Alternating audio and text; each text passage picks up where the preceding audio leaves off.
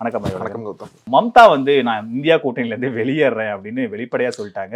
இல்ல வெளியேறதுல கரெக்டான பாயிண்ட் வந்து வெஸ்ட் பெங்கால்ல நாங்க தனிச்சு போட்டியிட போறோம். அது கிட்ட நீங்க அடுத்த ஸ்டேட்மெண்ட் சொன்னீங்கன்னா ஒரு முரண் இருக்கு. நீங்க இந்த பாயிண்ட் சொன்னீங்கன்னா ராகுல் காந்தி ஏன் நான் எங்க மாநிலத்துக்குள்ள வரும்போது என்கிட்ட அனுமதி கேட்கல அப்படிங்கும்போது நாங்க தனிஜா நிக்கிறோம், அனுமதி கேட்கலங்கும் போது அவங்க கோவப்படுறாங்க. இப்ப நாங்க இந்த கூட்டுல இருந்து வெளில வரேன்னு தான் அர்த்தம். அவங்க முக்கியமா இன்னொரு பாயிண்ட் என்ன சொல்றாங்கன்னா, என்கிட்ட கூட ஒரு வார்த்தை சொல்ல மாட்டாரு ராகுல் காந்தி அப்படின்னு. அது உரிமையா அந்த சண்டை எடுத்துக்கிறதா அப்படின்னு தெரியல. நான் என்ன சொல்றேன், நீங்க ராகுல் காந்தியை கோவப்படுங்க, என்ன வேணா பேசுங்க, ஆனா நான் 42 தொகுதியில ஒரு தொகுதி கூட காங்கிரஸுக்கு கொடுக்க மாட்டேன் அப்படின்ற பார்வையை ரொம்ப வெளிப்படையாக சொல்லிட்டாங்க. மம்தா ரொம்ப ஒரு இந்தியா கூட்டணிக்கு ரொம்ப ஒரு முக்கியமான ஒரு ஆள். அந்த இந்தி நான் சொல்றேன், அந்த ஹார்ட் கோர் இந்தி பெல்ட்ல பிஜேபியோடைய ஸ்ட்ராட்டஜியை ஓரளவுக்கு கரெக்டாக கவுண்டர் பண்றாரு அப்படின்னா அது மம்தாவை தான் சொல்லணும். அந்த மாநிலத்தில் அவங்க ரொம்ப ஒரு ஸ்ட்ராங்கான ஒரு இதாக இருக்காங்க. இந்தியா கூட்டணின்னு பேர் வைக்கிறதுல ஆரம்பிச்சு மல்லிகார்ஜுன கார்கேவை தலைவராக்கிறதுல இருந்து எல்லாத்துக்கும் ராகுலுக்கு சப்போர்ட்டா இருந்தவங்க மம்தா தான். வெஸ்ட் பெங்காலும் மம்தாவும் இந்தியா கூட்டணிக்கு ரொம்ப முக்கியமான இது. மம்தாவுடைய இந்த அதிரடியான முடிவை நீங்க எப்படி மதிப்பிடுறீங்க? மம்தா எந்த அளவுக்கு இந்தியா கூட்டணி முக்கியம் நீங்க நினைக்கிறீங்க? மம்தா ரொம்ப முக்கியமான ஒரு பர்சனாலிட்டி தான் ஃபார் இந்தியா கூட்டணி. ஆனா இதை நீங்க ஒரு புள்ளியில மட்டும் அந்த ஸ்டேட்மெண்ட் கொடுத்துட்டாங்கன்ற வச்சு நீங்க பாத்திரக்கூடாது. இப்போ அதுக்கு முக்கியமான விஷயம் 2021-23 பஞ்சாயத்து எலெக்ஷன் ஒன்று நடக்குது. அந்த பஞ்சாயத்து எலெக்ஷன்ல திரிணாமுல் காங்கிரஸ் கன்சிடரபிளா வின் பண்றாங்க. செகண்ட் யார் வராங்கன்னு பார்த்தீங்கன்னா காங்கிரஸ் கம்யூனிஸ்ட் கூட்டணி, பிஜேபி கிடையாது, காங்கிரஸ் கம்யூனிஸ்ட் கூட்டணி வராங்க. அங்கே இன்ரோட்ஸ் பண்ண ஆரம்பிச்சிட்டாங்க. இது பஞ்சாயத்து எலெக்ஷன்ஸ்ல திரிணாமுல் காங்கிரஸ் அதிகமாக இருந்தது. இதோட முக்கியமான விஷயம் அவங்க பேசுறது எல்லா விஷயத்துலையுமே கம்யூனிஸ்ட் கட்சி எதிராக நான் 34 வருஷமா அரசியல் பண்ணிட்டு இருக்கேன். சோ அவங்களோட சேர்த்து வெளியில வாங்க, விட்டுட்டு வெளியே வாங்க ஒரு பாயிண்ட் வைக்கிறாங்க. இது ஒரு கம்யூனிஸ்ட் இந்தியா கூட்டணியில இருக்காங்க தான் இல்லைன்னு சொல்றேன். இன்னொரு முக்கியமான விஷயம், ராகுல் காந்தி மேல கோவப்பட்டாங்கன்னு சொல்றீங்க. ஜனவரி 12 இந்த கன்வீனர் மீட்டிங் யார் செலக்ட் பண்ணும்போது முடிவு பண்ணும்போது யெச்சூரி தான் நினைக்கிறேன், கன்ஃபார்ம் தெரியல. யெச்சூரி நிதிஷ்குமார் பேரை சொல்றாங்க. எல்லாரும் ஆமதிக்கிறாங்க. யார் யார் ஆமதிக்கிறாங்க பார்த்தீங்கன்னா, இப்போ லல்லு பிரசாத்லேருந்து அது எல்லாருமே ஆமதிக்கிறாங்க. ராகுல் குரல் மட்டும் தான் ஒன்று வருது, மம்தா பானர்ஜி இல்லை இந்த மீட்டிங்கில், அவங்க கேட்டுட்டு பண்ணணும்னு சொல்கிறாரு. அங்கே தான் நிதிஷ்க்கும் ராகுலுக்கு சண்டை வருது. மம்தாக்காக குரல் கொடுத்தது அன்னைக்கு ராகுல் தான். இது அப்போ நடந்துச்சுன்னு சொல்கிறாங்க. இப்படி இருக்கும்போது இது ஒரு என்ன சொல்றது, பெரிய கூட்டணி இல்லை. இந்த மாதிரி கூட்டணி நீங்க எப்போ இந்த முரண்கள் இருக்கதான் செய்யும். மல்லிகார்ஜுன கார்கே நேற்று போய் பார்த்துருக்காரு, நிதிஷ் விஷயங்களையும் போய் பார்த்துருக்காரு. நீங்க மற்ற இவங்க இந்த இந்தியா கூட்டணிக்குள்ள பிரச்சனை சொல்றது இருக்குல்ல, பிரச்சனை இருக்குன்னா இருக்குதான். பட் ஆனால் நீங்கள் அது ரீஜனல் பிரச்சனையாக உள்ள பார்க்க வேண்டியது இருக்குது இல்லையா? நிதிஷ் விஷயமே ரீஜனல் பிரச்சனையாக பார்க்க வேண்டியது இருக்குது. நிதிஷ் அடுத்து வருவோம், மம்தாக்குள்ள முடிச்சிருவோம். மம்தா பிரச்சனை இங்கே இருக்குது, நீங்கள் கம்யூனிஸ்ட்டை விட்டு வெளியே வாங்கன்னு சொல்லிட்டு. அதுக்கப்புறம் யெச்சூரி அங்கே டேபிளில் இருக்கிறது அவங்களுக்கு உறுத்துது, தெரியுது. அவங்க அவங்க கால் எடுக்கிறது உறுத்துது. நான் இங்கே அரசியல் அவங்கள எதிர்த்து தானே பண்ணிட்டு இருக்கேன்னு சொல்லும்போது அவங்களுக்கு கால் எடுக்கிறது உறுத்துது. நீங்க இந்த இடத்துல நீங்க சிபிஎம் விட்டு வெளில வாங்க அப்படின்ற ஒரு பாயிண்ட் இருக்கு. சிபிஎம் இந்தியா கூட்டணியில இருக்காங்க. சோ அவங்களும் இந்தியா கூட்டணியில ஒரு முக்கியமான கட்சியா இருக்காங்க. வெளில வாங்கன்றது காங்கிரஸ் இல்ல அந்த இடத்துல என்ன சொல்றாங்கன்னா, ஏற்கனவே 2021 தேர்தலையே இந்த ஏன்னா வெஸ்ட் பெங்கால் முஸ்லீம் பாப்புலேஷன் அதிகம், கிட்டத்தட்ட டிசைடிங் ஃபேக்டரா இருக்காங்க. அப்போ அங்க ஒரு சிபிஎம் ஏதோ ஒரு முஸ்லீம் பார்ட்டியை அங்க உள்ள இறங்கி. சோ அது மம்தாக்கு ஒரு பெரிய கடுப்பு. அந்த சமயத்துல நீங்க சொன்ன பஞ்சாயத்து எலெக்ஷன்ல சிபிஎம் ஓட சேர்ந்து காங்கிரஸ் அந்த கட்சியோட கூட்டணி வச்சிருந்தாங்க. அந்த கம்யூனல் பேசுற அந்த கட்சியோட காங்கிரஸ் கூட்டணி வச்சிருந்தாங்க. சோ மம்தாக்கு இருக்கிற ஒரே பிரச்சனை காங்கிரஸ்ங்கிறது, சிபிஎம் தான் பிரச்சனை. நீங்க சிபிஎம்ல இருந்து கொஞ்சம் தள்ளி வாங்க, நாம கூட்டணி சம்பந்தமா பேசுவோம், சீட் ஷேரிங் சம்பந்தமா பேசுவோங்கிறது தான் மம்தாவோட ஒரே இருக்குது. ஆனா இந்தியா கூட்டணியில சிபிஎம் இருக்கும்போது நீங்க இந்த இடத்துல தான் நீங்க ஒரு அலைன்ஸ்க்கு வந்தாகணும். ஆமா, நம்ம இந்தியா கூட்டணியில இருக்கோம், நம்ம மாநிலத்துல கம்யூனிஸ்டுகளுக்கும் கோபம் இருக்கும், நம்ம ஆட்சியில இருந்து நம்மளை இறக்குனது மம்தா தான்ற கோபம் கம்யூனிஸ்டுகளுக்கும் இருக்கும். ஆனா நீங்க எல்லாரும் ஒரு தின் லைன்ல பாஜக எதிர்ப்பு, மோடி எதிர்ப்புன்ற புள்ளியில தான் சேர்ந்திருக்கீங்க. சோ அந்த தின் லைனை நீங்க ஆளாளு ஒரு பக்கம் இழுத்தீங்கன்னா கண்டிப்பா அந்த லைன் வந்துட்டு தான் போகிறதுக்கான வாய்ப்புகள். மம்தா அந்த இடத்துல கொஞ்சம் இறங்கி வரலாம். ஏன்னா ஜெயராம் ரமேஷ் பேசும்போது சொல்றாரு, கிட்டத்தட்ட இறங்கியே வந்துட்டாரு. மம்தா தூண், இந்தியாவோட காங்கிரஸ் இந்தியா கூட்டணியோட தூண், அவங்க எல்லாம் இந்தியா கூட்டணி இல்ல அப்படின்னு காங்கிரஸ் அந்த பெரிய எண்ண மனோபாவத்துல இருந்து இறங்கி வருது. மம்தாவும் கொஞ்சம் இறங்கி வரணும்னு நான் நினைக்கிறேன். நீங்க என்ன நினைக்கிறீங்க? இறங்கி வருவாங்கன்னு தான் தோணுது வேற எனக்கு. நீங்க ஆக்சுவலா நார்த் பாலிடிக்ஸ் எடுத்தீங்கன்னா, இப்ப நீங்க நிதிஷ்குமார் தான் எக்ஸாம்பிள் சொல்லி ஆகணும். 2022 யாரோட கூட்டணி இருந்தாலும் தெரியும். அவர் எலெக்ஷனை எப்படி என்னது ஸ்டேட் எலெக்ஷன் யார் கூட சந்திச்சாரு தெரியும் உங்களுக்கு. இப்ப யாரு கூட கூட்டணியில இருக்கான்னு தெரியும். இப்ப அடுத்து யாரு கூட போறது தெரியல. அதனால நீங்க சொல்ற அது தின் நூல் தான், அதே நூல்ல தான் எல்லாமே இருக்குது. அந்த நூலை இழுத்து பிடிச்சிக்கிட்டு தான் அங்க ஒண்ணு ஓடுது. அதனால everything is possible, everything is impossible கூட சொல்லலாம் நிறைய விஷயங்கள். அதனால நிதிஷ் அந்த முடிவு எடுப்பாரா? தனியா போயிட்டு திரும்ப பாஜகவோட சேர்ந்து ஆட்சி இதெல்லாம் திரும்ப செய்வாரா? நிதிஷ் நீங்க முதலமைச்சர் பதவி நிதிஷ் வைக்கணும். இவங்க நிதிஷ் கோவப்பட்டு பண்றாரு, நிதிஷ் வந்து பாருங்க நிறைய விஷயம் சொல்றேன். நீங்க நிதிஷ்க்கு வந்து உள்ள நிறைய விஷயங்கள் இருக்கு. இப்பதான் வந்து அவர் ஜேடியு சீஃப் வந்து இஷ்யூ வந்து ஒன்று ஓடிச்சு, லல்லன் சிங் இல்லாமல் இவர் ஆக்குனாங்க, அந்த ரோடு போச்சு உள்ள. இப்போ நீங்க 43 சீட் தான் வச்சிருக்காங்க. அந்த சீட்டை வச்சுக்கிட்டு நீங்க வந்து பிஜேபி கிட்ட போய் நின்னீங்கன்னா, பிஜேபி வந்து 70 சீட்டுக்கு மேல வச்சிருக்காங்க. திருப்பி கூட்டணிங்க தான் நான் எங்காலும் ஒருத்தர் சிஎம் போட்டுக்கிறேன்னு கேட்க மாட்டாங்களா பிஜேபி? ஏன்னா பீகார் வந்து நிதிஷ்ல இருந்து, லாலுல இருந்து, அதுக்கப்புறம் வந்து காங்கிரஸ்ல இருந்து, அங்க இருக்கிற அந்த மாஜி அவரோட கட்சியில் எல்லாமே ஒரு அணியில நிக்கிறாங்க. எல்லாம் இந்தியா கூட்டணியில் இருக்காங்க. அங்க பிஜேபி தனியா இருக்கு. ஆக்சுவலா இவங்களோட ஷீட் ஷேரிங் எல்லாம் ப்ராப்பரா ஒரு இதுல அலைன் ஆச்சுன்னா அங்க பிஜேபி கிட்டத்தட்ட அவ்வளவுதான் தோல்வி அவங்க கன்ஃபார்மே பண்ணிக்கலான்ற மாதிரி இருக்கு. ஆனா அதுக்குள்ள பிஜேபி நிதிஷை வச்சு ஒரு கேம் விளையாடிட்டே இருக்காங்களோன்னு ஒரு சந்தேகமும் எனக்கு. நிதிஷ் கேம் விளையாடிட்டு தான் இருக்காரு. நீங்க அந்த கர்பூகிக்கு வந்து நீங்க பாரத ரத்னா கொடுத்தோம் டைனாஸ்டிக் பாலிடிக்ஸ் பத்தி பேசுறாரு. ஏங்க டைனாஸ்டிக் யாரை சொல்றீங்க?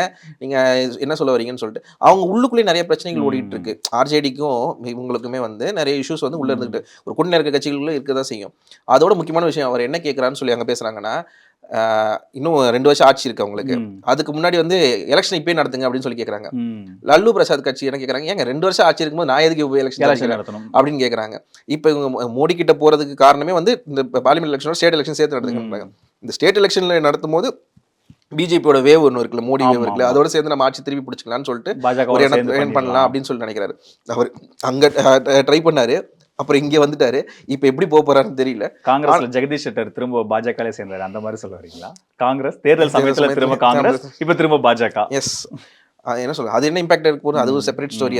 அதுக்குள்ள இருக்கு. ஏன்னா அவர் தோத்தாரு எலெக்ஷன், அதுக்கப்புறம் எம்எல்சி சீட்லாம் கொடுத்தாங்க, அந்த இதெல்லாம் இருக்கு. இது நிதிஷ் டிராமா வந்து நடக்கிறது தான், பெரிய டிராமா இருக்குமோன்னு சொல்லிட்டு எனக்கு தெரியல. ஆனா இதுக்கு நடுவுல ஆக்சுவலா நிதிஷ் டிராமாவை தாண்டி ஈடியால இந்தியாவில் ஒரு பெரிய அளவுக்கு அஃபெக்ட் ஆன ஒரு கட்சினா ஆம் ஆத்மி சொல்லலாம். இப்போ வரைக்கும் அதனுடைய துணை முதல்வரே சிறையில தான் இருக்காரு. கிட்டத்தட்ட ஆம் ஆத்மிக்கும் காங்கிரஸுக்கும் டெல்லியில குஜராத்ல எல்லாம் ஷீட் ஷேரிங் ஆல்மோஸ்ட் கம்ப்ளீட் ஆயிடுச்சு, ஓரளவுக்கு நாமளா வந்துட்டாங்கன்ற மாதிரியான பேச்சுக்கள் எல்லாம் சீட்டு முதல் கொண்டு செய்தி சேனல்கள் பேக்கேஜா போடுற அளவுக்கான விஷயங்கள் வந்தது. ஆனா இப்போ மம்தா அறிவிச்சு ஒரு 2-3 மணி நேரத்துல பஞ்சாப் முதல்வர் பகவந்த் சிங் மான் வந்து நாங்களும் கூட்டணியிலிருந்து விலகிறோம், 13 சீட்ல ஒத்த சீட்டு கூட காங்கிரஸ்க்கு கிடையாதுன்ற இடத்துக்கு ஆம் ஆத்மி நகர்றாங்க. உண்மையிலேயே அதுவும் பெரிய ஆச்சரியமான ஒரு நிகழ்வா தான். அதை வந்து கெஜ்ரிவால் சொல்ல பாத்தீங்கன்னா, நீங்க பகவந்த் சிங் மான் தான் சொல்றாரு, அவர் தான் சொல்றாரு. அது ஒரு முக்கியமான பாயிண்ட். டெல்லியில ராமர் பாதை தான் நம்ம பாதை, ராமர் பாதை. அவர் ஏற்கனவே ராமர் பத்தி பேசியிருக்காரு, பேசல, இதுதான் ஃபர்ஸ்ட் டைம் பேசுனது கிடையாது அவருக்கு. அப்படி இருக்கும்போது நீங்க வந்து அங்க ஒரு காங்கிரஸ்க்கு ஒரு ஸ்ட்ராங் ஒரு ஹோல்ட் இருக்கு. காங்கிரஸுமே ஆப்போட கூட்டணி போவாங்களான்றது ஒரு கேள்வி அங்க இருக்கு. இதெல்லாம் பேலன்ஸ் பண்ணி தான் ஆகணும், நீங்க இல்லைன்னு சொல்ல. பட் இதெல்லாம் வந்து இந்தியா கூட்டணி ஆரம்பிக்கும் போது நீங்க எதிர்பார்க்கலன்னு சொல்லும் போது தான் இல்ல, இது முரண்கள் இருக்கதான் செய்யுது. வந்து திமுக இங்க வந்து காங்கிரஸ் வந்து 10 சீட்டு கேட்கும், இந்தியா கூட்டணி சுமூகமா இருக்குது இந்த தமிழ்நாட்டுல தான் போல. இல்ல ஒண்ணும் இல்ல, இப்ப திமுக கூட்டணி கிட்ட வந்து காங்கிரஸ் வந்து ஒரு 15 சீட்டுக்கு மேல கேட்கறாங்கன்னு வச்சுக்கோங்க. அப்போ வந்து இல்ல தர முடியாதுன்னு சொல்லும்போது சண்டை வருமா, ஓகே ஓகே அப்படி முடிச்சிருப்போம். எல்லாம் நடக்கதா செய்ய போகுது, இல்லைன்னு சொல்லல. அனௌன்ஸ் பண்ண 40 சீட்ல நிற்போம் அப்படின்னு சொல்ல போறாங்க. ஆனா கூட்டணி எப்படி இருக்க போகுதுன்றது வந்து இன்னும் டைம் இருக்கு. இதெல்லாம் எதிர்பார்த்தது தான். ஆனா இதுல வந்து எவ்வளவு ஸ்ட்ராங்கா வந்து அவங்க லீடர்ஸ் இருக்காங்க, மல்லிகார்ஜுன கார்கே, சோனியா காந்தி, பிரியங்கா காந்தி, ராகுல் காந்தி, எப்படி இவங்க எல்லாத்தையும் கூட்டமைச்சு சேர்த்து வைக்கிறாங்கன்றது ஒரு விஷயம் இருக்கு. இன்னும் நம்மளுக்கு கொஞ்சம் தெளிவு எப்போ கிடைக்கும்னா, 29ஆம் தேதி பீகார்ல பாரத் ஜோடோ யாத்திரை இருக்குன்னு நினைக்கிறேன். அந்த இதுல கொஞ்சம் தெளிவு பிறக்கும். நீங்க பாரத் ஜோடோ யாத்திரை நான் இன்னொரு லேயர் ஒன்று பிரிக்கணும்னு நினைக்கிறேன். ராகுல் காந்தி இந்த நீதி கேட்டு நெடும்பயணம், மணிப்பூர் டு இந்த மகாராஷ்டிரா, இந்த பயணம் வந்து இந்த எல்லா மாநிலங்களையும், இந்தியா கூட்டணி இருக்கிற வெஸ்ட் பெங்கால்ல இருந்து, பீகார்ல இருந்து, மத்திய பிரதேச எல்லா மாநிலங்களையும் கடந்து வருது. ராகுலோட இந்த 2ஆம் கட்ட யாத்திரையை இந்த இந்தியா கூட்டணி தலைவர்கள் பெரிய அளவுக்கு விரும்பலையோ? கூட்டணியில இருக்கோம், ஏன் தேவையில்லாம காங்கிரஸ் ஒரு அப்பரான் போறாங்க, காங்கிரஸ்க்கு திரும்ப அந்த பெரிய மனோபாவம் வருதோ, ராகுல் தன்னை திரும்ப பிரதமரா முன்னிறுத்த ட்ரை பண்றாரோன்ற தாட் நிதிஷ்க்கு, மம்தாவுக்கு, கெஜ்ரிவாலுக்கு இவங்கெல்லாம் இருக்கிறதுடைய விளைவு தான் இந்த கூட்டணிக்குள்ள திரும்ப சலசலப்புக்கான காரணமோ? அப்படி அந்த லேயர்ல நம்ம இப்ப பார்க்க முடியும்னு நினைக்கிறீங்களா? அந்த லேயர்ல அவங்களுக்கு எல்லாருக்குமே அந்த இப்ப ஏன்னா எல்லாமே இவங்க பெல்ட்டாவே இருக்கு. மம்தா என்கிட்ட ஏன் சொல்லலன்னு தான் கேட்டாங்க. நீங்க ஏன் வரக்கூடாதுன்னு சொல்ல, யாத்திரை நடத்தக்கூடாதுன்னு சொல்லல. நிதிஷ் அதுக்கு எதுவுமே பேசவே இல்லை. அதுக்கப்புறம் கூட்டணி அமைக்கும் போதே வந்து இவங்க வந்து ராகுல் வந்து காங்கிரஸோட முகம்னு சொல்லிட்டு தெரியாமலையா போட இந்தியா கூட்டணியில் எல்லாமே உட்காந்தாங்க. அதுக்கப்புறம் இந்தியா கூட்டணி அமைச்சது பார்த்தீங்கன்னா யார், நிதிஷ் தான் கூப்பிடுறாரு. ஃபர்ஸ்ட் பட்னால் தான் நடக்குது. மம்தாவும் அதில் வந்து பெரிய ரோல் ப்ளே பண்ணியிருந்தாங்க. அதனால ராகுலோட ரோல் வந்து பெருசு. நீங்க ராகுலோட ரோல் பெருசா, ராகுலோட பெருசு தான் அவங்களுக்கும் தெரியும். ஏன் நான் இந்த இடத்துல இந்த கேள்வி எழுப்புறேன்னா, கிட்டத்தட்ட ஒரு இந்தியா முழுக்க நமக்கு பிடிக்குதோ பிடிக்கலையோ, நிதிஷ்குமார், மம்தா பானர்ஜி எல்லாமே ரீஜனல் பார்ட்டி தான். இந்தியா முழுக்க பாஜக அப்புறம் மூளை முடுக்கெல்லாம் கிளை பரப்பின ஒரு கட்சினா காங்கிரஸ் தான். அந்த கூட்டணியில பெரிய கட்சி காங்கிரஸ் தான். 19 கோடி வாக்கு 65 சீட் இருக்கும்போது கூட 19 கோடி வாக்கு காங்கிரஸால 2019 எலெக்ஷன்ல வாங்க முடிஞ்சது. சோ இந்தியா முழுக்க இருக்கிற கட்சி காங்கிரஸ் தான். சோ அப்போ காங்கிரஸ் வந்து அந்த இடத்துல ராகுல் காந்தியோட இந்த அது முக்கியமான இந்த Hindi belt, hard core Hindi பெல்ட்ல அவரோட நடைப்பயணம் வந்து ஒரு பெரிய தாக்கத்தை ஏற்படுத்திரும்னு இந்தியா கூட்டணி தலைவர்கள். ஏன்னா அதுக்கப்புறம் காங்கிரஸ் அப்பரான் போயிட்டாங்க அப்படின்னா நம்ம அவங்க சொல்றதான் கேட்கணுன்ற இடத்துக்கு வந்துட்டா நிதிஷ்குமாரோட பிளான், மம்தாவோட பிளான் இதெல்லாம் அடிபட்டுருமோன்னு அவங்க பயப்படுறாங்களோன்னு எனக்கு ஒரு சந்தேகம் இருக்கு. ராகுல் காந்தியை பார்த்து திரும்பவங்களாம் அச்சப்படுறாங்களோன்னு எனக்கு ஒரு சந்தேகம் இருக்கு. அந்த நெரேட்டிவ்க்குள்ள போயிட்டோம்னா இந்தியா கூட்டணி நிற்காது. அது ஒரு முக்கியமான விஷயம். அவங்களுக்கு வந்து இன்னொரு முக்கியமான விஷயம், இந்தியா கூட்டணிக்கு வந்து ராகுல் பெருசா வளர்றது வந்து நல்ல விஷயம் தான் எனக்கு தோணுது. இந்தியா கூட்டணிக்கு மொத்தமாவே சொல்ல போனா நீங்க ஒரு ஸ்ட்ராங் அப்போசிஷன் கூட்டணிக்கு நல்லது, தலைவர்களுக்கு நல்லது. அவங்க நல்லதான்றது அடுத்த கேள்வி, அதுக்கப்புறம் கேள்வி. அது அவங்க கொண்டு வரது. ஆனால் ஆக்சுவலாக வந்து இது எல்லாம் பிளான்டு தான். இது இவங்க நடக்க போறாங்க எடுக்க போறாங்கன்னு சொல்லிட்டு. பட் நீங்க எப்படி உள்ள இன்கல்குலேட் பண்றீங்கன்னு இருக்கு. ஏன்னா இந்தியா கூட்டணி இங்க வந்து தமிழ்நாட்டில் பண்ணும்போது ஸ்டாலின் தான் தொடங்கி வச்சு இங்க ஆரம்பிக்கிறாங்க. நீங்க பார்த்தோம் நம்ம கன்னியாகுமரி நடந்தது. அது மாதிரி மற்ற ரீஜனல் லீடர்ஸை வந்து எப்படி அவங்க உள்ள கொண்டு வராங்க, எப்படி அவங்க பேசுறாங்கன்ற பொறுத்து இருக்கு. உள்ளுக்குள்ள சண்டை இருக்கும், எல்லாம் நடக்க தான் போகுது. அவங்க ஆக்சுவலாக வந்து அவங்க எதிர்த்து நிற்கிறது வந்து பெரிய மலை. அந்த மலைக்கு நீங்கள் மோதணும்னு முடிவு பண்ணிட்டீங்கன்னா நீங்கள் சேர்ந்து தான் நின்று மோத முடியும். அதுக்கு முன்னாடி வந்து இவங்கெல்லாம் ஒருங்கிணைக்கிறது வந்து ஒரு பெரிய வேலை தான். இத்தனை நாள் போயிருக்கு. இன்னொரு ரோல்ஸ் ஸ்பெசிஃபிக்காக வந்து இஷ்யூவாக இருக்குது. அது அடுத்தடுத்து அவங்க பிப்ரவரிக்குள்ளேயாவது அந்த ரோல் ஸ்பெசிஃபிக்காக சொல்லணும். இல்லாட்டி இப்படிதான் இருக்க போதுன்னு சொல்லிட்டு தெளிவு கொடுத்தாதான் மட்டும் எல்லாம் சேர்ந்து ஒரு ஸ்ட்ராங்கா நிக்கணும்னு எல்லாரும் எதிர்பார்க்கறாங்க. அதான் நீங்க அட்ரஸ் பண்றீங்க நினைக்கிறேன். இந்தியா கூட்டணி எல்லாரும் சேர்ந்து இந்தியா கூட்டணி வந்து ஸ்ட்ராங்கா நிக்கணும்னு சொல்லிட்டு அவங்களுக்குள்ள எதிர்பார்த்து அவங்க என்ன மோட்டிவ்ல வந்தாங்க, பிஜேபி வீழ்த்தணும்னு ஒரு மோட்டிவ்ல தானே வந்து பண்ணாங்க.